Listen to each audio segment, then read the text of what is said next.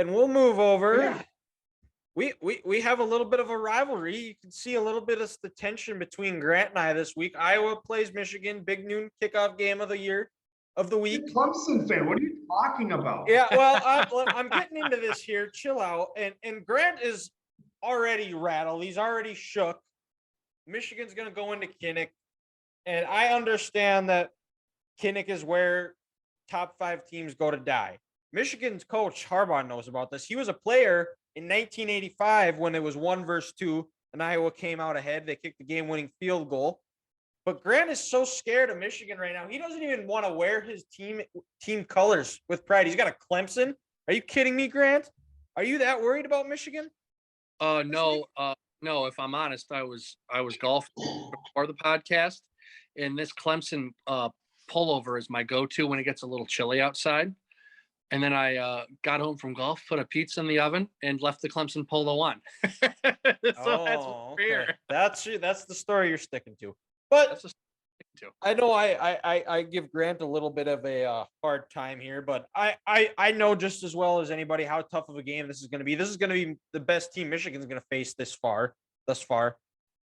I'm not worried if Michigan just can see JJ. This is going to be the best defense JJ McCarthy has faced.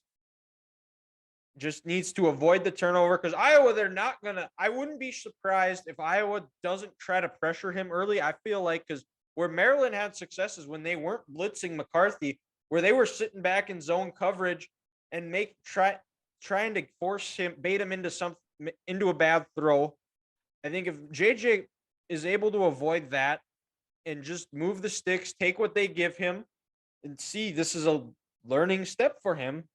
If he's able to do that, I don't think Michigan has too much of a problem with it. I think as long as they don't avoid the big turnover and play sound on defense, I feel pretty confident going into this game.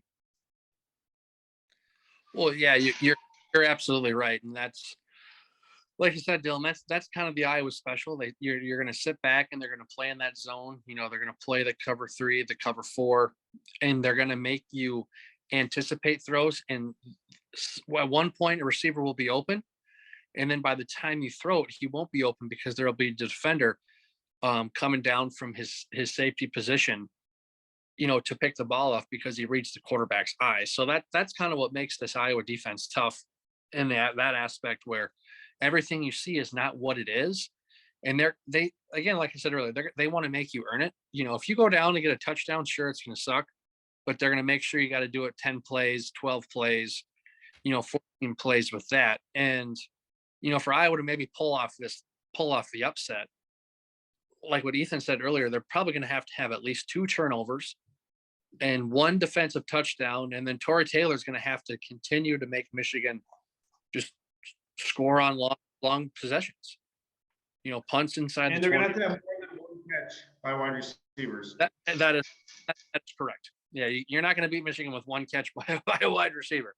So it's going to be ugly, and that they're just going to have to do a lot of the small things excellent.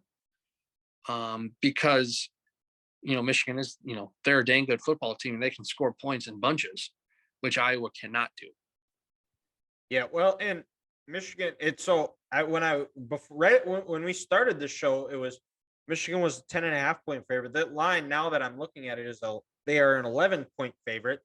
The total for the game is 42. I expect a lot of field goals in this game. I don't expect Michigan or Iowa to go for it because I think they both understand, especially on Michigan's side. I think Michigan will take the 3 points because they know points are going to be limited. And I think if Michigan's able to, if they get to 20 points, 17, 20 points, I think that's enough to win this game. Because I don't see the explosiveness out of Iowa. I think if they can keep Petrus in the pocket, and you talked about it, Grant, he's awful in the pocket. And this is when I might just be throwing a little shade here, but Iowa is looking for their first touchdown against Michigan in 10 quarters because they played. This ain't the offense.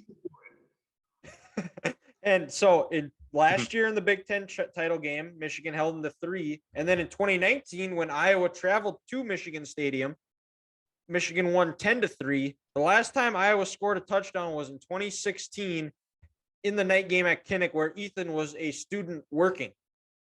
And yeah, it was That was the only reason Iowa won is because I was there and I had Hawkeye gear on. That will not be happening. So therefore, Michigan wins.